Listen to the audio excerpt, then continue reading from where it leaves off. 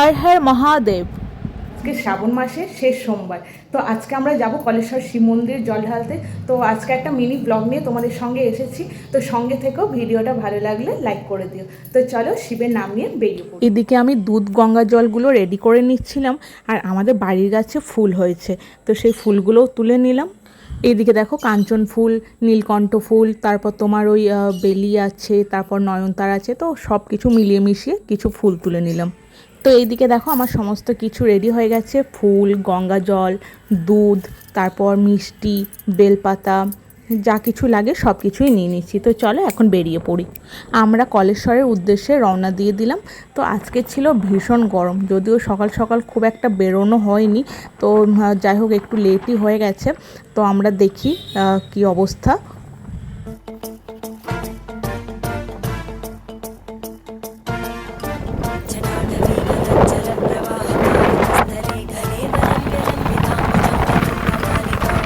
তো এইদিকে দেখো আমরা কলেশ্বর পৌঁছে গেছি, আর অনেকজন ফিরে আসছেন জল ঢেলে, কেউ বা আবার জল ঢালতে যাচ্ছেন। তো দেখো তোমাদেরকে ভিডিওতে দেখাচ্ছি, দেখতে থাকো।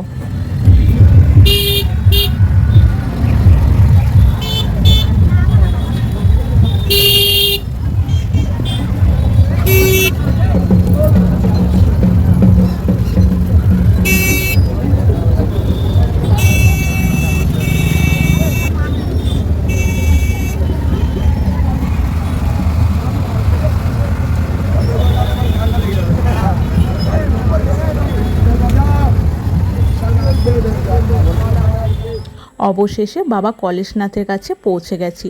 তো আমরা এখন জল ঢালবো।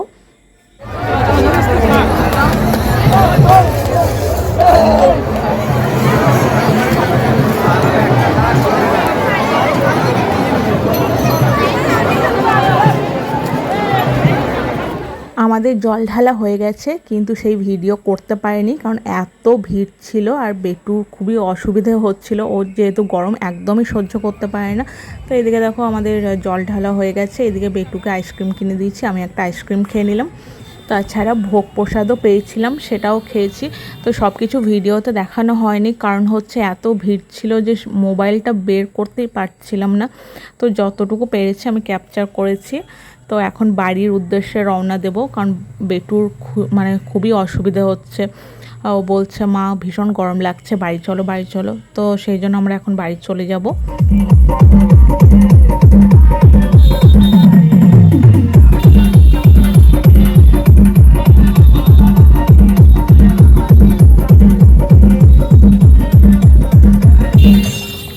আর এইদিকে দেখো বৃষ্টি আরম্ভ হয়ে গেছে। যেখানে ভীষণ গরম ছিল, রোদ ছিল, এত গরমের মাঝে এই যে বৃষ্টিটা হলো, আমাদেরও একটু স্বস্তি হলো। মানে বাবা মহাদেবের কৃপা ছাড়া আর কিচ্ছু নয়, কারণ হাঁসফাঁস অবস্থা ছিল, মানে হাঁসফাঁস অবস্থা করছিল আমাদের। বেটুর তো মানে শরীর খারাপ লাগছিল, এরকম একটা অবস্থা। তো সেখানে বৃষ্টিটা হওয়াতে আমাদের মানে খুবই মানে আরাম হলো। বেটুকে আমরা ভিজালাম একটু, আমরা নিজেরাও ভিজলাম, ইচ্ছা করে ভিজলাম। আমরা হয়তো দাঁড়াতেই পারতাম কোথাও, কিন্তু কোথাও দাঁড়াইনি, ইচ্ছে করে ভিজলাম যেন একটু রিল্যাক্স ফিল হয়। তো যাই হোক আমরা এদিকে দেখো ময়ূরাক্ষী নদী, এটা ময়ূরাক্ষী নদী পার হব।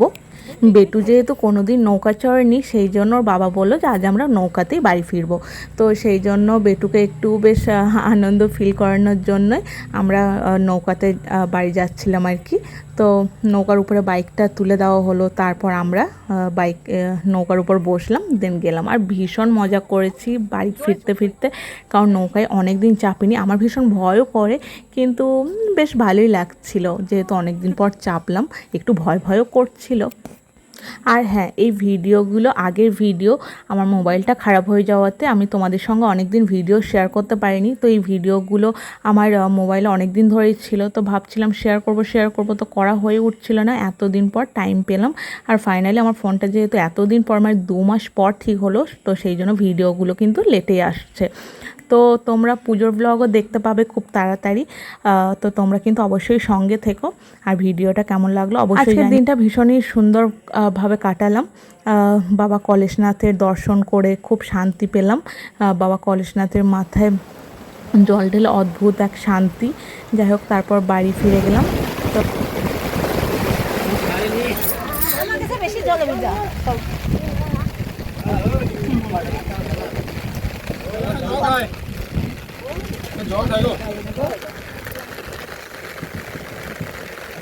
খুব কাঁপছে দেখো, তো ঠান্ডা লাগছে নাকি? হাওয়া দিছে কি? হাওয়া এটা আছে কেন? দুটো বয়েম মাছকে হিয়া না আসবে না,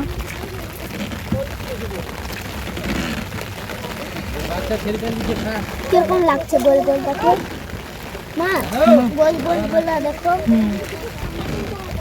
এটা ওরা খেলতে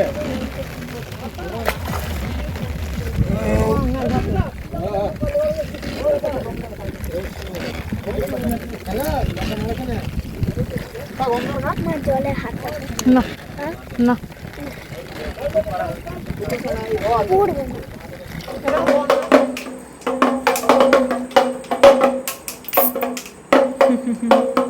পারছো? বাহ। তো এইটা হচ্ছে একটা ডমরু ডুগডুগি।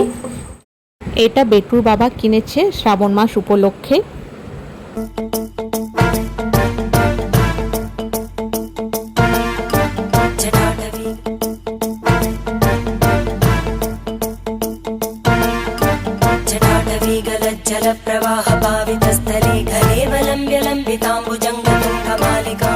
তো আজকের ভিডিওটা এতটুকুই। কেমন লাগলো অবশ্যই তোমরা জানিও। দেখা হবে নেক্সট ব্লগে।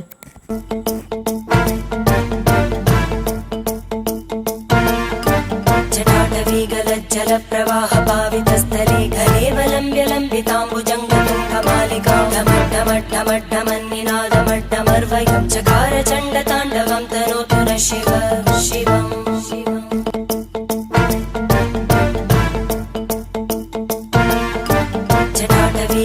जलप्रवाहपावितस्थले घने वलम्ब्य लम्बिताम्बुजङ्गतुङ्गमालिकां ढमड्ढमड्ढमड्ढमन्निनादमड्ढमर्वयं चकार चण्डताण्डवं तनोतु नः शिव शिवम्